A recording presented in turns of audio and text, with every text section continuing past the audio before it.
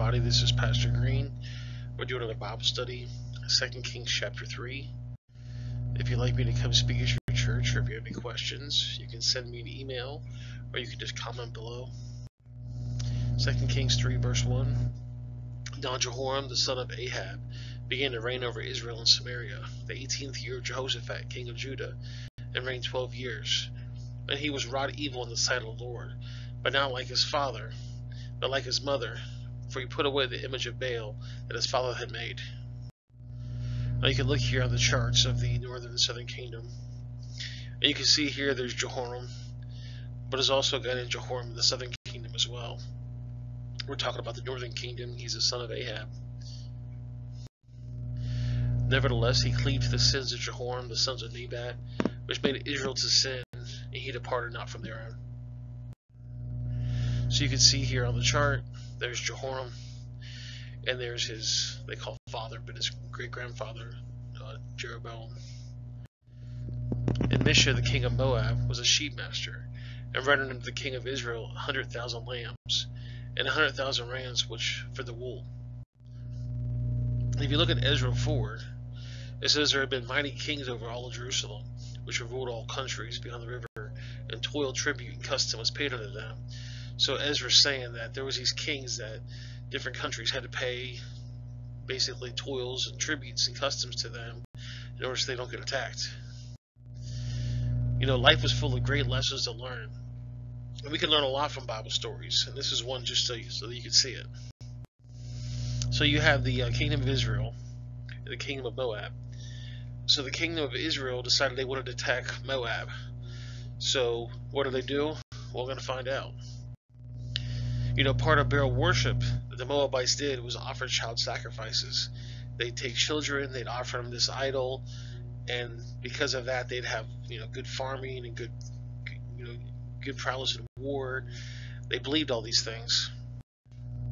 If you look at Ruth 1, it says, now it came to pass in those days when the judges ruled that there was a famine in the land, and a certain of Bethlehem, Judah, went to sojourn in the country of Moab, he and his wife and his 2 sons. You can look here at the chart. You have the flood, and of course Abraham took over, and Abraham's son came with Abraham. Then you can see over here to the judges, and then of course you have the kings, which we're talking about right now. And the name of the man was Elimelech, and the name of his wife was Naomi, and the name of his 2 sons was Mahalan and Chilion, Ethrites of Bethlehem, Judah. They came to this country of Moab and continued there.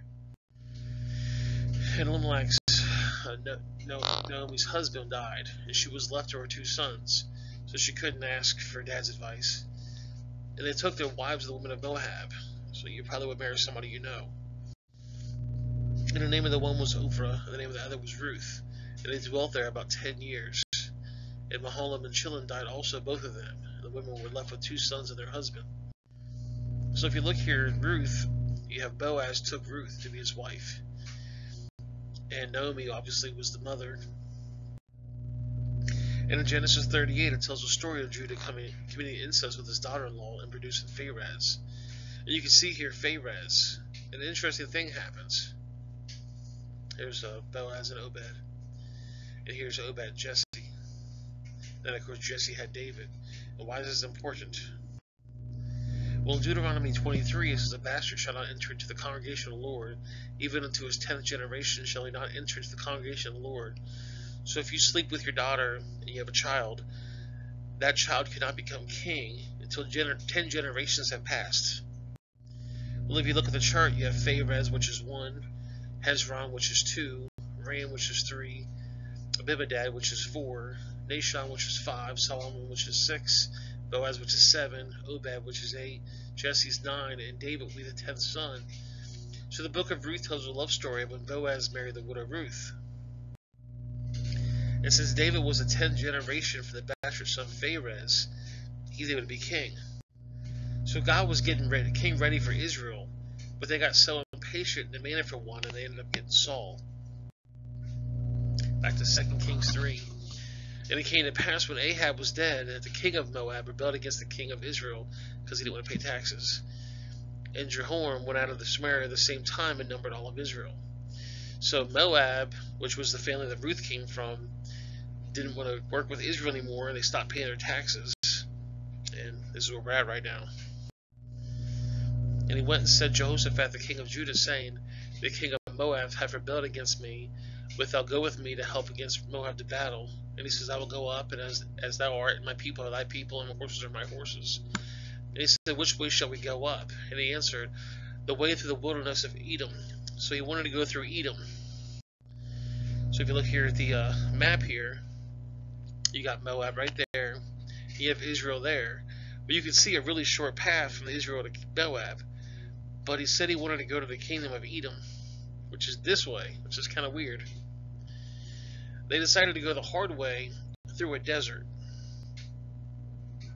You ever done something in your life the hard way? Make sure you comment below if you've done that. So you would think, okay, we have to go from Jerusalem to Moab. We should probably, if we're going to go through the desert, we should probably pack water. We're going to go past this water here. If you're going to march our entire army through the desert, it'd be smart to bring water. Well, they didn't do that. So the king of Israel went, and the king of Judah, and the king of Edom, and they fetched a compass of 7 days' journey. And there was no water for the host and the cattle that followed them. And the king of Israel said, alas, that the Lord has called these 3 kings together to deliver them to the hands of Moab. But Jehoshaphat said, is there not here a prophet of the Lord that may inquire of the Lord by him? And one of the kings of Israel's servants answered and said, here is Elijah, the son of Shaphat, which poured water in the hands of Elijah. And Jehoshaphat said, the word of the Lord is with him. So the king of Israel and Jehoshaphat, the king of Edom, went down to him. And Elijah said to the king of Israel, why have I to do with thee? Get thee to the prophets of thy father and to the prophets of thy mother. And the king of Israel said unto him, nay, for the Lord has called these 3 kings together to deliver them into the hands of Moab. And Elijah said, as the Lord of hosts liveth, before whom I stand surely, was it not that regarding the presence of Jehoshaphat, the king of Judah, I would not look towards thee nor see thee? He's basically saying, you and your family have served Baal for the longest time.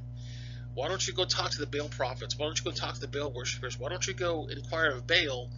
Why are you coming to me knowing that I am a follower of Christ? I'm the follower of the true God, Yahweh, or I am. Why are you coming to me? Why don't you go after the gods of your father and mother? But now bring me a minstrel. And it came to pass when a minstrel played, by the hand of the Lord came upon him. And he said, thus saith the Lord, make this valley full of ditches.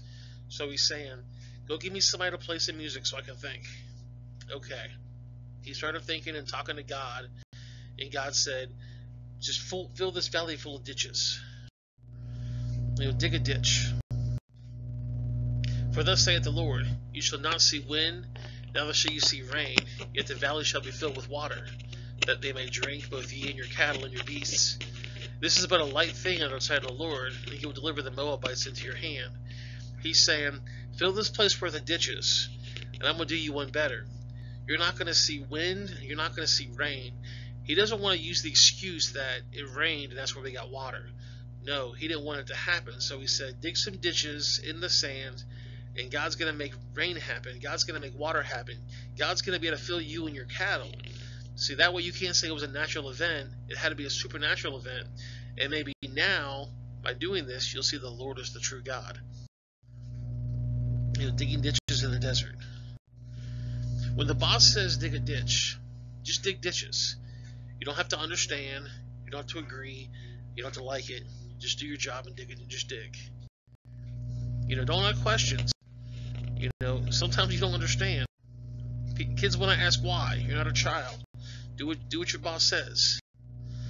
I'm not bragging, but I told you so. I told you so. What if I told you that I told you so?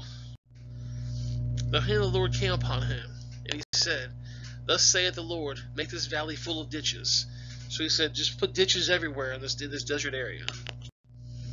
And you shall smite every fenced city and every choice city. It shall feel good every good thing, and top wells of water, and mar every good piece of land with stone. And it came to pass in the morning when the meat offering was offered, that behold, there came water by the way of Edom, and the country was full of water. So they said that they decided to dig ditches all over the desert. They had to go from this bottom all the way up through a desert, and so Elijah says, dig ditches. And even though the three kings, Judah, Israel, and Edom, didn't plan that far ahead and make a serious blunder, God still is going to provide for them. And when the Moabites heard the kings were come to the fight against them, they gathered all that were able to put on armor and upward, and stood in the border. And they rose up early in the morning, and the sun showed upon the water, and the Moabites saw the water on the other side red as blood. You know, sometimes you have a blood moon, so it makes the water look kind of red. This is what might have happened. It could have really been red. It could have really been blood. I don't really know. But this Moabite army saw the river was full of red or blood. And they said, this is blood. The kings are surely slain, and they have smitten one another. Now therefore Moab to the spoils. And when they came to the camp of Israel, the Israelites rose up and smote the Moabites. So they fled before them, but they went forward, smiting the Moabites even in their country. And they got beat down in the cities, and every good piece of land cast every man his stone and filled it. And they stopped all the wells of water, and felted all the good trees. Only in Carvesh left the stones thereof. Howbeit the slingers went about and smote it. And when the king Moab saw the battle was too sore for him, he took with him 700 men that drew swords to break through even to the king of Edom, but they could not. And he took his eldest son that should have been reigned in his stead, and offered him for a burnt sacrifice upon the wall. And there was a great indignation against Israel, and he departed from him, and returned to their own land. So the king was so upset about this loss, he took his own son, the son that was supposed to take over as king for him, and he offered him to Baal. Well guys, that's the video. I appreciate you guys watching. If you'd like to share, subscribe, like, whatever, please do so. Hope you guys enjoyed the video. There's going to be more coming out. Every week I do one. In the bottom right of the screen, I'm going to put the 2 Kings Bible study. The top left of the screen is going to be the 1 Kings Bible study. And then the bottom left is going to be a video YouTube thinks you're going to like. It's usually the video before this one.